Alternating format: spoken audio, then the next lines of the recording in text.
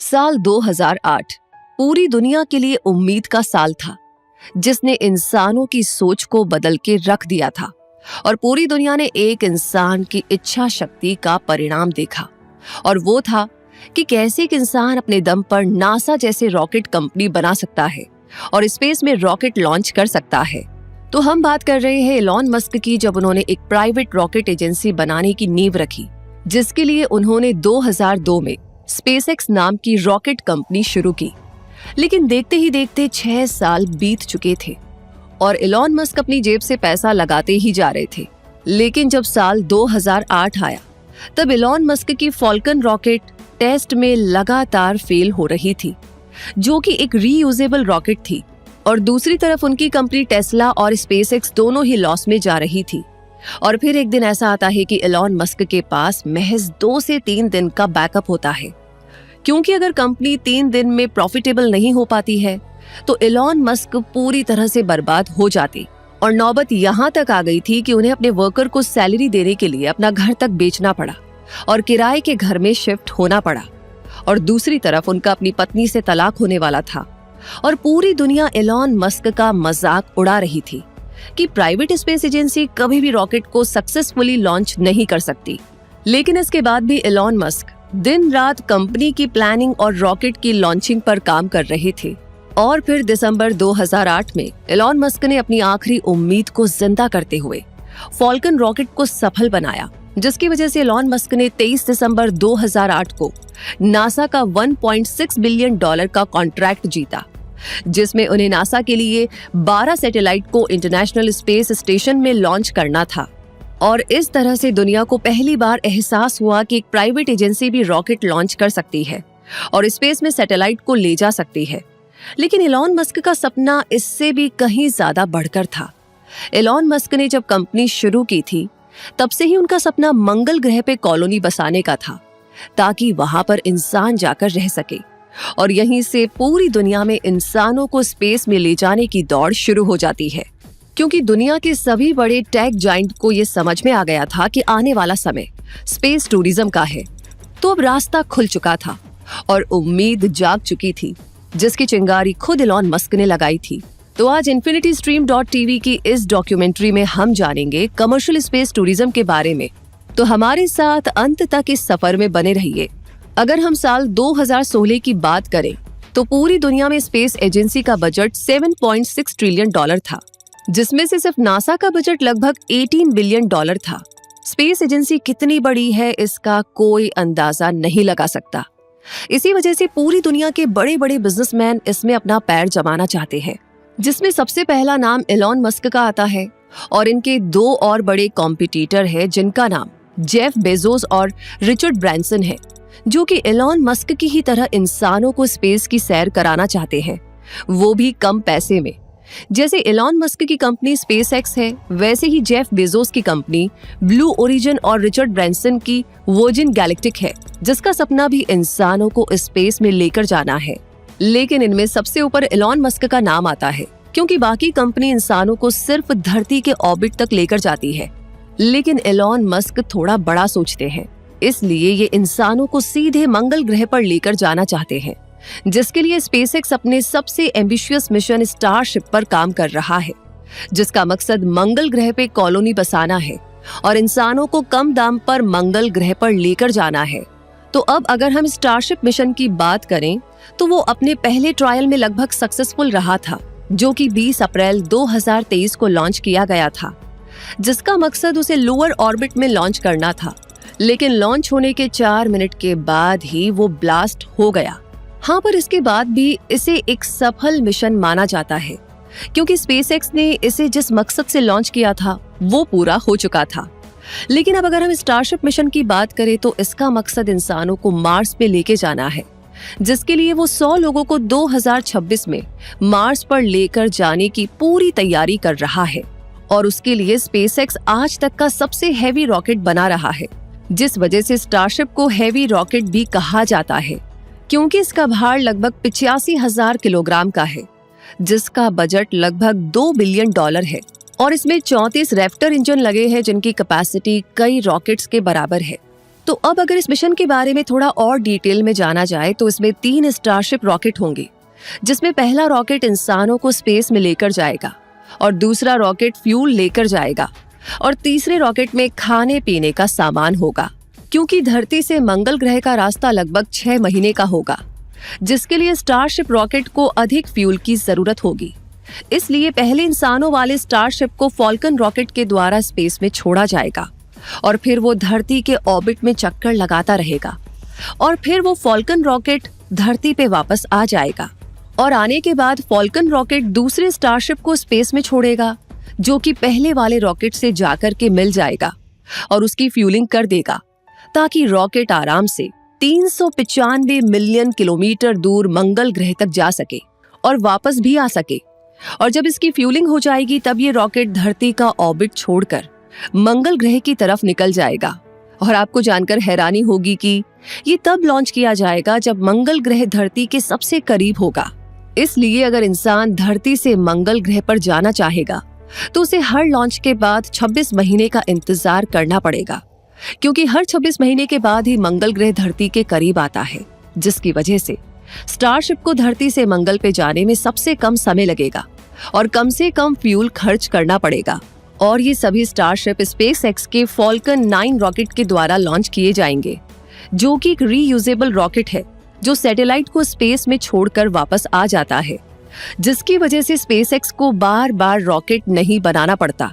और इस वजह से स्पेसएक्स की लॉन्चिंग कॉस्ट नासा से कई गुना सस्ती हो जाती है, क्योंकि नासा जिस रॉकेट को 10,000 करोड़ रुपए में लॉन्च करता है उसे स्पेसएक्स महज 400 करोड़ में लॉन्च कर देता है। और इसमें सबसे बड़ा योगदान उसके फॉल्कन रॉकेट का है। तो ये तो बात हो गई कि कैसे स्पेसएक्स इंसानों को मंगल ग्रह पर लेकर जाएगा, लेकिन स्पेसएक्स स्पेस टूर में 2 और कंपनी की भरपूर मदद कर रही है, जिसमें सबसे पहले खुद नासा है, जो कि स्पेसएक्स के साथ मिलकर के क्रू मिशन चला रहा है, जिसका नाम स्पेसएक्स नासा क्रू मिशन है, जो कि 4 लोगों को 6 महीने के लिए इंटरनेशनल स्पेस स्टेशन में लेके गया। और वो 4 क्रू मेंबर हैं Michael Hopkins, Victor Glover, Shannon Walker और सोइची नोगुची। दूसरी प्राइवेट कंपनी एक्सियम है, जो कि नासा के लिए 2024 में प्राइवेट इंटरनेशनल मॉड्यूल बनाएंगी और उसके पहले ये 4 मिशन लॉन्च करेंगी, जिसमें पहला मिशन एक्सियम 1 था, जो कि 8 अप्रैल 2022 में लॉन्च किया गया था, जिसमें उसका मकसद 4 एस्ट्रोनॉट को $55 मिलियन में इंटरनेशनल स्पेस स्टेशन पर लेकर जाना था और उनकी मेडिकल कंडीशन की स्पेस में जांच भी करना था। और दूसरा मिशन एक्सियम 2, जो कि साल 2023 में पूरा किया गया था, जिसमें स्पेसएक्स के फॉल्कन रॉकेट ने मदद की थी। और इस तरह 2 और मिशन एक्सियम 3 और 4 भी लॉन्च किए जाएंगे, जिसके द्वारा 2024 तक इंटरनेशनल स्पेस स्टेशन में प्राइवेट मॉड्यूल लगाए जाएंगे। और इस मिशन का मकसद एस्ट्रोनॉट को 8 दिन तक इंटरनेशनल स्पेस स्टेशन में रखना है और उनके स्टेम सेल, टिश्यू, बोन और ब्रेन पर होने वाले असर को देखा जाएगा, जिसके लिए कंपनी भेजने वाले क्रू मेंबर को 15 हफ्तों की ट्रेनिंग भी देती है। और अगर इस कंपनी की बात की जाए तो ये 2016 में शुरू हुई थी, जिसके फाउंडर माइकल टी सफरेडिनी और कैम गफेरियन है। मतलब साफ है कि स्पेस का दरवाजा आम लोगों के लिए खुलने वाला है। और इसमें सबसे ज्यादा मदद जेफ बेजोस की कंपनी ब्लू ओरिजिन भी कर रही है और दूसरी कंपनी सर रिचर्ड ब्रैंसन की है, जिसका नाम वर्जिन गैलेक्टिक है। और ये दोनों ऐसी कंपनीज हैं जिन्होंने इंसानों को स्पेस में ले जाना शुरू भी कर दिया है, और जिसमें सबसे पहले ये कारनामा रिचर्ड ब्रैंसन की कंपनी वर्जिन गैलेक्टिक ने किया था। और ये बात है 12 जुलाई 2021 की, जब रिचर्ड ब्रैंसन ने जेफ बेजोस का मजाक किरकिरा करने की कसम ही खा ली थी, क्योंकि ब्लू ओरिजिन कंपनी कई दिन पहले ही अनाउंसमेंट कर चुकी थी कि वो 20 जुलाई को अपना पहला स्पेस मिशन पूरा करेंगी, जिसमें वो इंसानों को स्पेस में लेकर जाएगी, जिसमें खुद जेफ बेजोस भी जाने के लिए तैयार थे।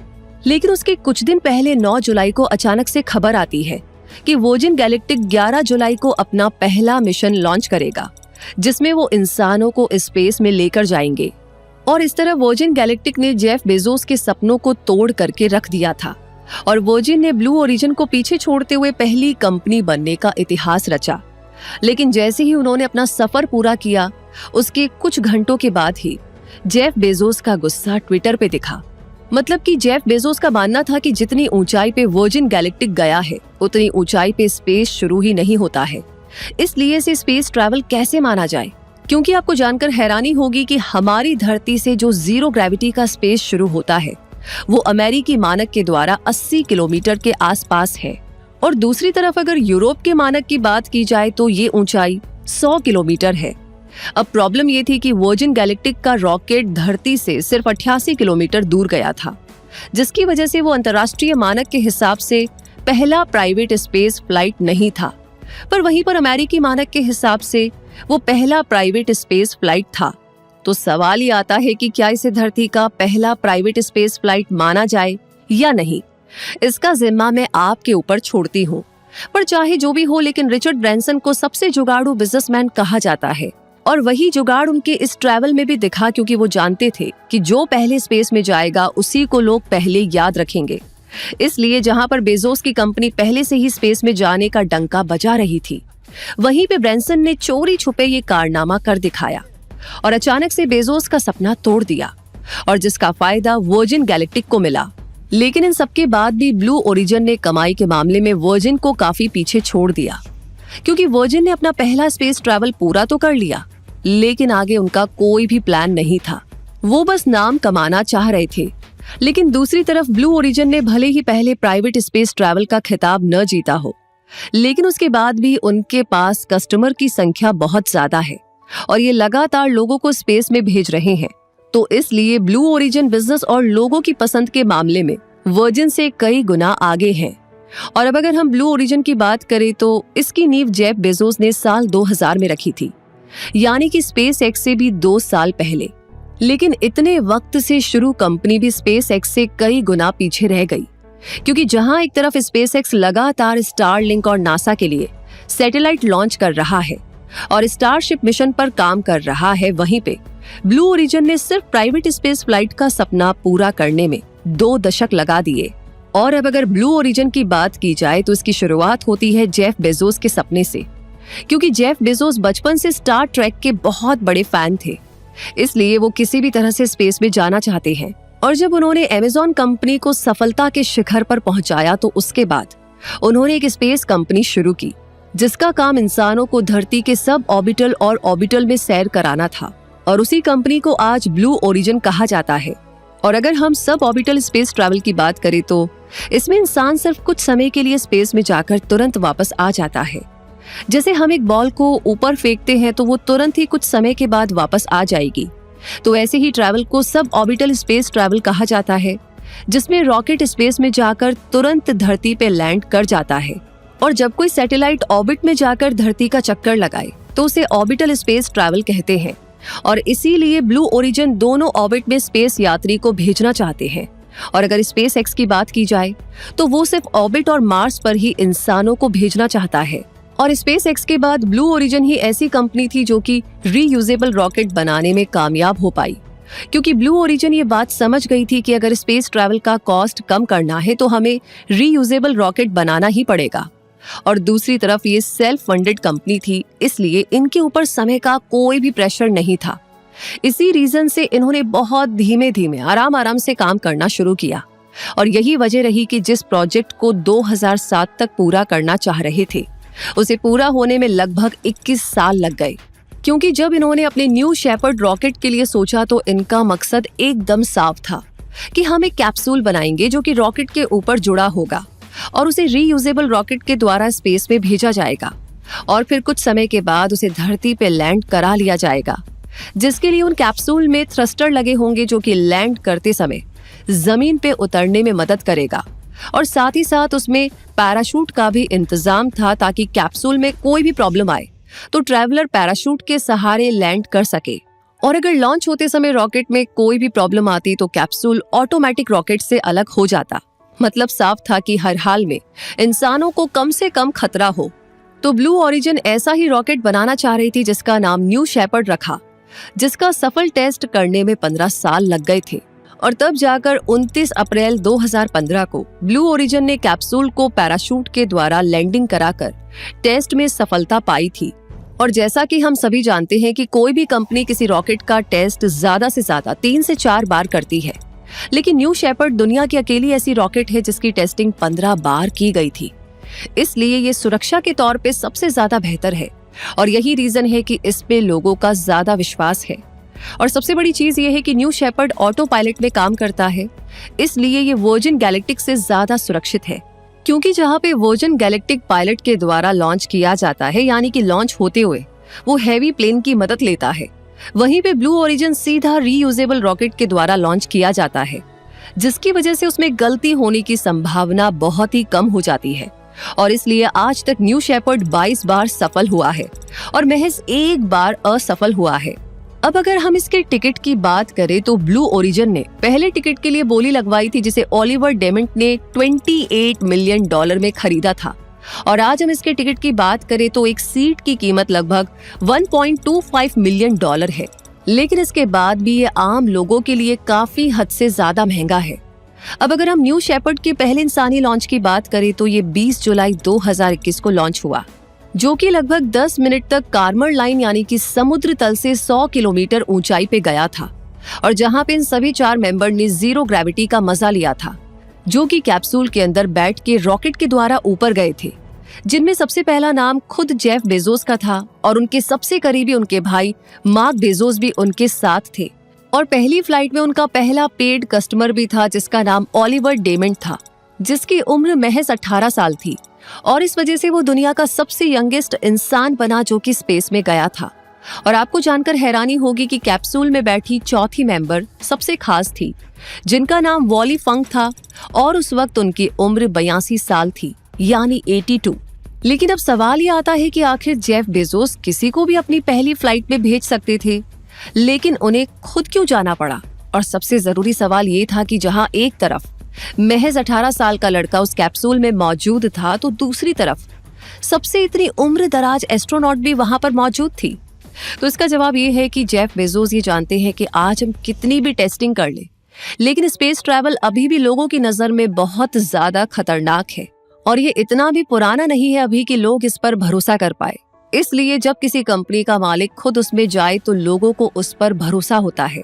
और जब दुनिया ने वॉली फंक को उस कैप्सूल में देखा तो लोगों का भरोसा न्यू शेपर्ड पे और भी ज्यादा बढ़ गया था, जिसकी वजह से कोई भी इंसान अगर स्पेस में जाना चाहेगा तो वो सुरक्षा को देखते हुए सबसे पहले ब्लू ओरिजिन को चुनेगा। और इसलिए ये जेफ बेजोस की सबसे बेहतर मार्केटिंग थी। और दूसरी तरफ न्यू शेपर्ड के रॉकेट में जो फ्यूल यूज होता है वो पानी का होता है, इसलिए वो एनवायरनमेंट फ्रेंडली भी है, जिसकी वजह से ये और भी ज्यादा लोगों की पसंद बन पाया। और सबसे जरूरी ये है कि कंपनी अब हर साल लोगों को स्पेस में लेकर जाती है और इन्होंने अपने कैप्सूल में सीट की संख्या भी 4 से बढ़ाकर 6 कर दी है, जिसकी वजह से अब एक बार में काफी ज्यादा लोग स्पेस में जा पाएंगे। वहीं अगर हम वर्जिन गैलेक्टिक की बात करें तो उन्होंने सबसे पहले प्राइवेट स्पेस फ्लाइट का खिताब जीतने के बाद भी ब्लू ओरिजिन से वो काफी पीछे रह गई। जैसे कि वर्जिन गैलेक्टिक 2003 में ही रिचर्ड ब्रैंसन के द्वारा शुरू किया गया था, जिसका मकसद इंसानों को स्पेस में ले जाने का था और लगभग 8 मिनट तक इंसानों को जीरो ग्रेविटी में रखना था। जैसा कि हम जानते हैं कि रिचर्ड ब्रैंसन बिजनेस में हमेशा कोई ना कोई नया जुगाड़ लाते रहते हैं, तो उन्हें यहाँ पे भी इंसानों को स्पेस में ले जाने के लिए नया तरीका इजाद किया है, जिसके लिए इन्होंने प्लेन की तरह रॉकेट को बनाया है। क्योंकि हम जानते हैं कि किसी भी इंसान को स्पेस में जाने के लिए रॉकेट की जरूरत होती है, पर वहीं पे वर्जिन गैलेक्टिक अपनी बूस्टर की जगह पे अपनी कंपनी के हैवी मोटर प्लेन को रॉकेट के दोनों तरफ जोड़ देता है और यही प्लेन उसे 40,000 फीट पर लेकर जाता है। और फिर उसके बाद वो अपने यूनिटी स्पेस रॉकेट, जिसमें इंसान होते हैं, उसे वहां से लॉन्च करती है और फिर यूनिटी स्पेस रॉकेट प्लेन से अलग होकर स्पेस की तरफ उड़ जाती है। उसके बाद वो रॉकेट कुछ समय तक स्पेस में जाकर रहता है और फिर धरती पे लैंड कर लेता है और इस तरह से ये फ्लाइट पूरी हो जाती है। अब इस प्रोसेस में सबसे ज्यादा फायदा कस्टमर का है और दूसरी सबसे बड़ी बात यह है कि इसे लॉन्च करना बहुत आसान है, क्योंकि इसमें बार बार रॉकेट की जरूरत नहीं पड़ती। और तीसरी सबसे खास बात यह है कि इसे कम वक्त के अंदर ज्यादा बार लॉन्च किया जा सकता है, क्योंकि इसमें लॉन्चिंग के लिए रॉकेट की नहीं बल्कि प्लेन की जरूरत पड़ती है। लेकिन अब सवाल ये आता है कि आखिर इतने साल पहले शुरू हुई कंपनी इतना पीछे कैसे रह गई और इनके काम में इतना वक्त क्यों लगा? तो अगर हम इसका कंपैरिजन स्पेसएक्स और ब्लू ओरिजिन से करें तो ये सच में उनसे बहुत पीछे है, क्योंकि इसका सबसे बड़ा रीजन ये है कि ये कंपनी भले ही वर्जिन ग्रुप के अंदर आती है, लेकिन इसमें कई इन्वेस्टर का पैसा लगा है, जिसकी वजह जब चमतपली हाप्तिया ने अचानक से कंपनी से $200 मिलियन लगाया हुआ पैसा निकाला तो कंपनी सीधे बैंक्रप्सी की तरफ चली गई थी। इस वजह से उसे उभरने में काफी समय लगा। और दूसरी तरफ इनका प्लान 2012 तक इंसानों को स्पेस में लेके जाना था, लेकिन रॉकेट का फील्ड अभी नया है, तो इसके बारे में पहले से अनुमान लगाना बहुत सही नहीं माना जाता, क्योंकि रॉकेट को बनने में बहुत ज्यादा वक्त लगता है और फेल बहुत जल्दी हो जाते हैं। इसलिए इसमें सालों साल सिर्फ टेस्टिंग में लग जाते हैं। और दूसरी तरफ साल 2014 वर्जिन गैलेक्टिक के लिए सबसे बुरा साल रहा, क्योंकि उस साल उनके एक टेस्ट के दौरान एक पायलट की मौत हो जाती है, जिसकी वजह से वर्जिन गैलेक्टिक बंद होने की कगार पे पहुंच जाती है, क्योंकि ये खबर पूरी तरह से लोगों के बीच में फैल चुकी थी। और दूसरी तरफ लोगों को ये समझ आने लगा था कि इसमें जान भी जा सकती है, क्योंकि ये किसी प्लेन से सफर करने जैसा नहीं था, बल्कि किसी रॉकेट के साथ स्पेस ट्रैवल करना था। लेकिन इसके बाद भी तमाम मुश्किलों को पार करने के बाद वो दिन आ जाता है जब वर्जिन गैलेक्टिक का सपना पूरा होने वाला होता है, क्योंकि वर्जिन गैलेक्टिक अपने मिशन वर्जिन गैलेक्टिक यूनिट 22 की घोषणा करता है, जिसमें वो सबसे पहले इंसानों को स्पेस में लेके जाने वाला था। लेकिन अगर दुनिया में सबसे पहले इंसान को स्पेस में ले जाने की बात की जाए तो वो डेनिस टीटो है, जिन्होंने नासा को $20 मिलियन देकर के 8 दिन इंटरनेशनल स्पेस स्टेशन में बिताए थे। लेकिन ये अलग था, क्योंकि इसमें डेनिस किसी गवर्नमेंट स्पेस एजेंसी के द्वारा गए थे, जिसमें उनके साथ एस्ट्रोनॉट भी थे। लेकिन वर्जिन गैलेक्टिक एक प्राइवेट कंपनी थी जो कि पहली बार इंसानों को स्पेस में लेके जा रही थी, और इसलिए ये इतना खास था। इसलिए जब 11 जुलाई 2021 को वर्जिन गैलेक्टिक उड़ान भरने वाली थी तो पूरी दुनिया की नजर उस वक्त रिचर्ड ब्रैंसन पर थी, क्योंकि ये पहली बार था जब कोई प्राइवेट कंपनी इंसानों को स्पेस ट्रैवल कराने वाली थी। और फिर 11 जुलाई को यूनिट 22 मिशन शुरू किया जाता है। इसमें हैवी मोटर प्लेन को चलाने के लिए 2 पायलट होते हैं, जो कि यूनिटी स्पेस रॉकेट को आसमान में ले जाके लॉन्च करने वाले थे, और जिसके अंदर खुद Richard Branson, Beth moles, Colin Bennett और इंडियन ओरिजिन की श्रीशा बैंडल भी थी। फिर 11 जुलाई को ये मिशन शुरू किया जाता है और ये पूरा मिशन 1 घंटे तक चलता है, और जिसमें हैवी मोटर प्लेन उस रॉकेट को आसमान में जाके लॉन्च करता है। और लॉन्च होने के बाद ये रॉकेट 0 ग्रेविटी में लगभग 4 मिनट तक रहता है, और उसका नजारा पूरी दुनिया देख रही थी, क्योंकि जब रिचर्ड ब्रैंसन 0 ग्रेविटी की वजह से हवा में उड़ रहे थे तब उन्होंने अपने फोन को लाइव रखा था। और पूरे मिशन के दौरान ये रॉकेट 15 मिनट तक हवा में रहता है और उसके बाद ये वापस आता है। और अगर ऊंचाई की बात की जाए तो ये धरती से लगभग 86 किलोमीटर की ऊंचाई तक गया था। तो मतलब साफ था कि वर्जिन गैलेक्टिक भले ही स्पेसएक्स और ब्लू ओरिजिन जितनी सक्सेसफुल ना हो पाई, लेकिन इसके बाद भी उसने इंसानों को स्पेस में ले जाने का सफर सबसे पहले शुरू किया। आपको जानकर हैरानी होगी कि वर्जिन गैलेक्टिक के पास पहले से ही 600 टिकट बुक है और इसकी एक सीट की कीमत लगभग 2 से 2.5 करोड़ रुपए है। हालांकि रिचर्ड ब्रैंसन का कहना है कि आने वाले समय में ये कीमत 30 से 35 लाख तक हो जाएगी। और अगर इस रॉकेट के ईंधन की बात की जाए, फ्यूल की बात की जाए, तो ये हमारे वातावरण के लिए बिल्कुल भी अच्छा नहीं है। जहाँ पे ब्लू ओरिजिन फ्यूल में पानी का यूज करता है, वहीं पे वर्जिन गैलेक्टिक सॉलिड बूस्टर का यूज करता है, जिसमें नाइट्रस ऑक्साइड की मात्रा काफी ज्यादा निकलती है। और ये हमारी ओजोन लेयर के लिए काफी खतरनाक है, क्योंकि भले ही हम स्पेस ट्रैवल आसानी से कर पाए, लेकिन हम ग्लोबल वार्मिंग जैसी प्रॉब्लम से भी मुंह नहीं मोड़ सकते। और वहीं पर दूसरी तरफ आने वाले वक्त में कई और कंपनीज भी इस फील्ड में कदम रखने वाली है, जिसकी वजह से हमारी धरती पे कार्बन डाइऑक्साइड की मात्रा और भी ज्यादा बढ़ेगी, क्योंकि एक रॉकेट प्लेन के कंपैरिजन में उड़ान भरते समय 8 गुना ज्यादा कार्बन डाइऑक्साइड पैदा करता है। तो आप इससे अंदाजा लगा सकते हैं कि ये कितना ज्यादा खतरनाक होने वाला है। और अब अगर हम इंडिया की बात करें तो इंडिया भी बहुत जल्द इस फील्ड में कदम रखने वाला है, जिसमें सबसे पहले इसरो अपना कदम रखेगा और उसी के तहत इसरो अपना गगनयान मिशन लॉन्च करेगा, जिसमें वो 3 इंडियन एस्ट्रोनॉट्स को स्पेस में लेके जाएगा, जिसके तहत वो धरती से 400 किलोमीटर की ऊंचाई पर जाएगा और वहां पे 7 दिन तक रहेगा। यानी कि उसमें बैठे एस्ट्रोनॉट 7 दिन तक धरती का चक्कर लगाकर वापस आएंगे। और इसरो एस्ट्रोनॉट्स को खुद ही ट्रेन करेगा, जिसमें देखा जाए तो भारी भरकम खर्चा भी आएगा। अब देखा जाए तो ये मिशन पूरे तरीके से देसी मिशन होगा, यानी इसमें किसी भी बाहरी देश का सपोर्ट नहीं लिया जाएगा। और जब एस्ट्रोनॉट धरती पर वापस लौट कर आएंगे तो इनके शरीर में होने वाले चेंजेस पर रिसर्च भी की जाएगी, ताकि हम भविष्य में होने वाले खतरों से बच सके। और ये इंडियन वैज्ञानिकों के लिए सबसे ज्यादा मददगार होगा, क्योंकि इससे पहले हम इन्हीं जानकारियों के लिए दूसरे देशों पर निर्भर होते थे। लेकिन गगनयान मिशन के बाद इंडिया अपने हिसाब से खोज कर पाएगा। अब अगर इंडिया की बात की जाए तो इसरो इतना काबिल है कि बाकी देशों की नींद हराम कर सकता है। और इसका सबसे बड़ा रीजन है प्राइस, क्योंकि जब इसरो ने अपना मंगलयान मिशन पूरा किया था तो उसकी 1 किलोमीटर की प्राइस 7 रुपए थी, यानी कि ये प्राइस एक ऑटो और टैक्सी के प्राइस से भी काफी सस्ती है। इसलिए जहां पर सभी स्पेस एजेंसीज करोड़ों में टिकट को बेच रही है, वहीं इसरो का इस एरिया में उतरना हर किसी पे भारी पड़ने वाला है। क्योंकि दूसरा फायदा इंडिया को इसलिए मिलेगा क्योंकि एक्सपर्ट के अकॉर्डिंग आने वाले 20 सालों में India space agency $2 trillion economy का हिस्सा होगी। तो आप समझ सकते हैं कि ये मार्केट भारत के लिए भी बहुत बड़ा होने वाला है। अब सवाल ये आता है कि आखिर इंडिया इसे पूरा कैसे करेगा, क्योंकि इतना फंड और इतने बड़े प्रोजेक्ट में प्राइवेट एजेंसी ने 2 दशक लगा दिए, तो भला इसरो इसे कुछ सालों में कैसे कर पाएगा? तो इसका जवाब है भारत की प्राइवेट स्पेस एजेंसी, जो आने वाले समय में बहुत सारे रॉकेट छोड़ने वाली है। और इसी वजह से इसरो भी इनकी मदद लेगा ताकि मिशन को जल्दी से जल्दी आगे बढ़ाया जा सके। क्योंकि अगर हम नासा को भी देखें तो वो भी लगातार स्पेसएक्स और एक्सियम जैसी कंपनीज को टेंडर देता है ताकि वो पूरा ध्यान जरूरी काम पे लगा सके। वैसे ही इसरो भी अपने बहुत से काम को आउटसोर्स करेगा ताकि उसके कामों में तेजी आए और जो नई कंपनी है वो भी इंडिया में ग्रो हो पाए।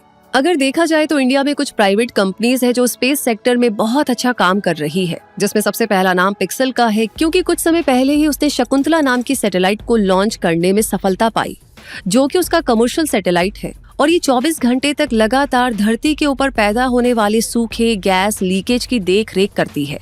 और दूसरी तरफ एक और कंपनी है जिसका नाम अग्निकुल कॉस्मोस है, जिसको 2016 में शुरू किया गया था।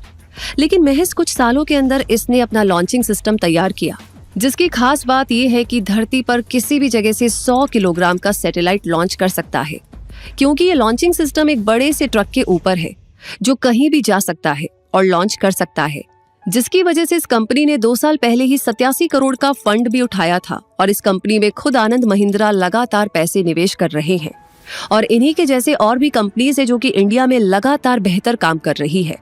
और इसी वजह से आने वाले वक्त में इसरो को इसका फायदा मिलेगा, और जिस वजह से आने वाले भविष्य में इंडिया हर साल लगभग 15,000 पैसेंजर को स्पेस में लेकर जाएगा।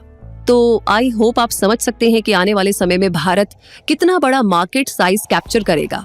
तो मुद्दा मामला यहाँ पर एकदम साफ है कि आने वाला भविष्य इंसानों के लिए स्पेस में जाने का रास्ता खोलेगा, और ये सफर ऐसे ही हर दिन बेहतर से बेहतर होता जाएगा। तो सीधे सीधे कहे तो रास्ता साफ है और स्पेस का दरवाजा खुल चुका है। और अगर infinitystream.tv की ये डॉक्यूमेंट्री आपको अच्छी लगी हो तो प्लीज लाइक आपने ऑलरेडी कर दिया है तो इसे शेयर करना बिल्कुल ना भूले, प्लस अपना प्यार अपना सपोर्ट हमें कमेंट सेक्शन में जरूर बताएं। आगे किस विषय पे डॉक्यूमेंट्री देखना चाहते हैं वो टॉपिक लिख भेजिए। रूबी आपसे मिलेगी जल्दी ही, तब तक के लिए आपसे कहूंगी धन्यवाद।